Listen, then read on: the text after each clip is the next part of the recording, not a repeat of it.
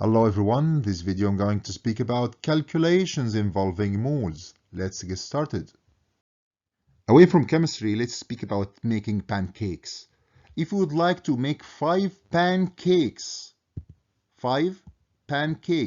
we should have 1 cup flour, 2 eggs, half teaspoon baking powder. Okay, this is the recipe, or this is the ratio between the reactants and the products. So let's imagine that we would like to make 10 pancakes. How many cups of flour do we need? What should we do? We simply cross multiply. We will cross multiply. We will cross multiply here. So we have 10 by 1 over 5. 10 by 1 over 5. So we just need 2 cups of flour.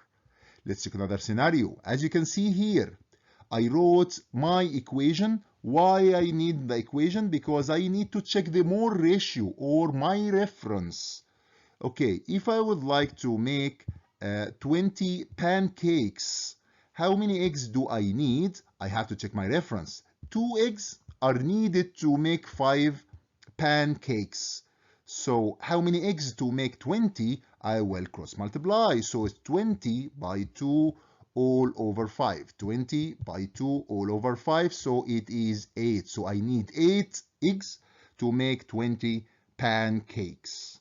Let's check another scenario. Again, I'm writing my equation. Very important to write your equation so that you have a reference. Okay. You would like to make 30 pancakes. How many teaspoons of baking powder you need to have? My reference is telling me, or my equation is telling me, half teaspoon baking powder is needed to make 5 pancakes. So if you would like to make 30, you will cross multiply 30 by half over 5. 30 by half over 5. So you will just need 3 teaspoons of baking powder to make the desired amount of pancakes, which is 30. So it's very important to have your reference. What is your reference? It is the equation. It is the equation which is showing the mole ratio or the ratio between the reactants and the products. Then you can calculate the desired amount based on the ratio that you have. Let's apply what we have discussed on a problem. How many moles of NaCl result from the complete reaction of 3.4 Cl2, 3.4 moles of Cl2. This is number one. Number two, the complete reaction of 4.2 mole of Na. So we have like two problems here. What's the first step in my answer? The first step is to again write the equation. Very important. You have to write the equation. Why? To write down the ratio, to show the ratio between what you would like to calculate. You would like to calculate, in our first problem, you would like to calculate how many moles of NaCl. So you would like to calculate the moles of NaCl. For that reason, I'm highlighting it, or I'm using a different color. And you already have 3.4 moles of Cl2. You have 3.4 moles of Cl2. So after writing the equation, you need to write what is given. What is given? You have 3.4 chlorine.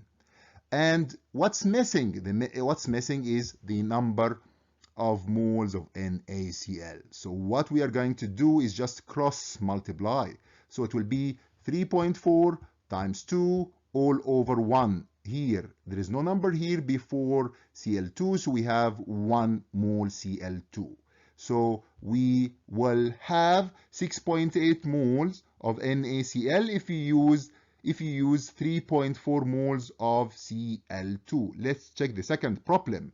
First step again, write the equation. Highlight what you need to calculate and what you will use. Okay, what we need to calculate is the amount of NaCl if we have 4.2 moles of sodium or Na.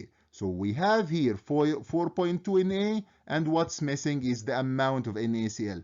It's very important to be organized, to know which ratio you'd like to use, which element is needed, or which compound, which molecule is needed to be calculated, and or which molecule or element that will be used in your calculations.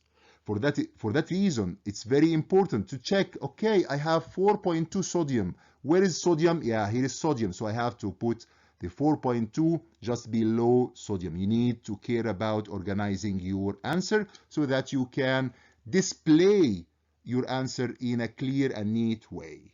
So now we will just cross multiply 4.2 times 2 all over 2. So the answer is 4.2 moles of NaCl will be produced if you used 4.2 sodium.